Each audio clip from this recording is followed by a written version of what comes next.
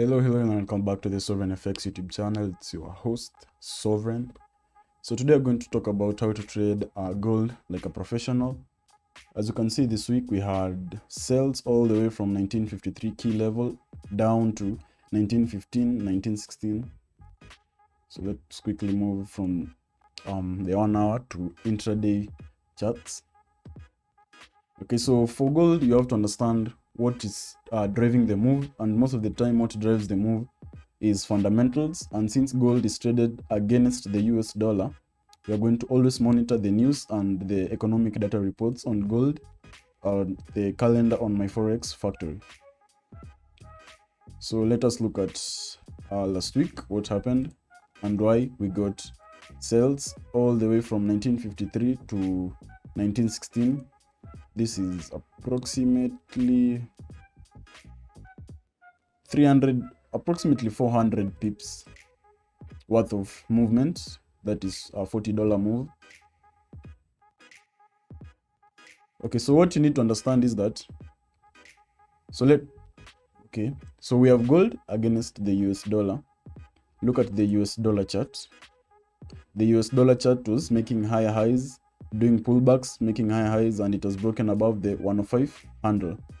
So this is showing us that there's strength in the dollar, and since gold is the asset being traded against the dollar, you're going to see an opposite movement. That correlation right now is what we're looking at, because we don't have any fear, uncertainty, and doubt in the market. So when we don't have fear, uncertainty, and doubt in the market, such as geopolitical tension, trade wars, and events to the same effect, we're always going to rely on economic data reports. And what happened last week is we had the unemployment claims coming below the forecast and below the last readings. This is showing that the labor market is still tight, and the US Federal Reserve used this as indicators to increase rates. And since investors like to jump the gun and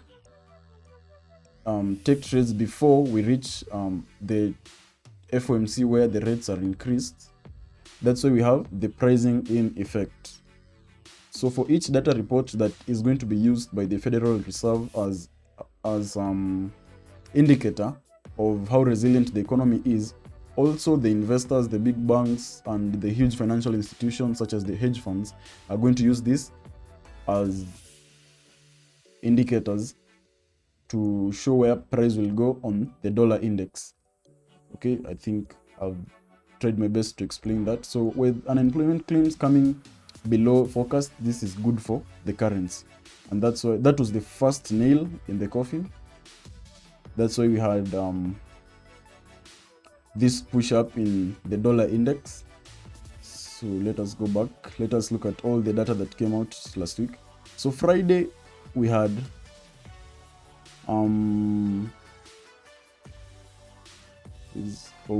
there's a report we missed. Okay, so the ISM services PMI was the first nail. It came out first of all, it came out above 50. This shows this is good for any economy. Having your services or manufacturing PMI above 50 shows the economy is tight. So having it above 50 and above forecast and above the previous readings goes to tell us that the economy is resilient to the increase in interest rates. Okay, so this gives us signals or indications that the Federal Reserve is going to increase the rates on September 19th or 20th, when we have the FOMC, by 25 basis points. Okay, so use that as indicators. Look at the dollar index making higher highs and doing retest, failing to break the 102, 103 handle, breaking above and holding above 104.500. So when we have higher highs on the dollar index, we have lower lows on gold. Remember, that is the sentiment when we don't have fear, uncertainty, and doubt in the market. Okay, so using those as indicators, you just knew that this was a pullback before we see the fall.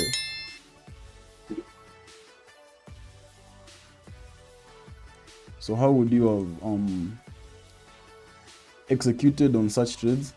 So if you go and look at the free Telegram chat, I have been updating the group with the trades I've been taking with the $5,000 funded account challenge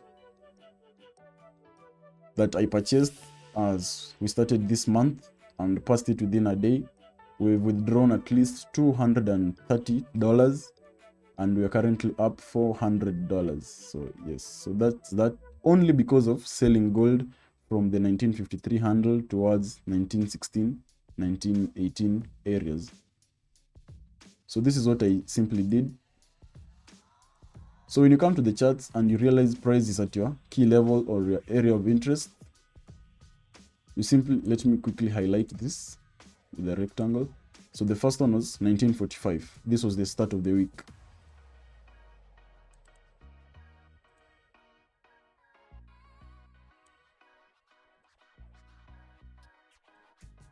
Okay, let us drop down to the 15 minute, then to the smaller, to the lower time frames. So on the 15 minute, you can realize that price is failing to break above 1945 and is forming a sort of double top. This shows us that the buyers are getting phased out of the market and the sellers are liquidating the buyer's position to give us the order flow. So as you receive the order flow, you can't receive it just quickly, sharp, then downturn. You have to print candles side by side. This shows you that the sellers and the buyers are exchanging the order flow.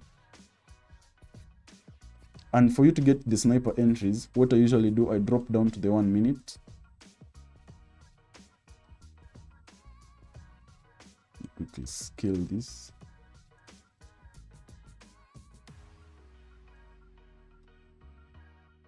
So the 1945 handle or key level.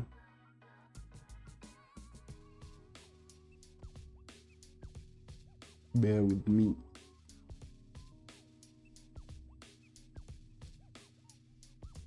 So the 1 minute is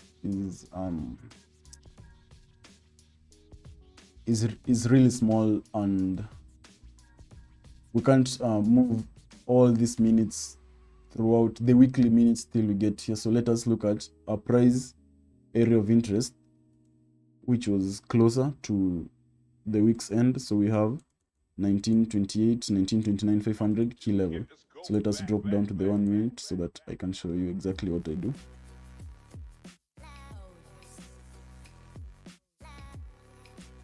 So here we have it.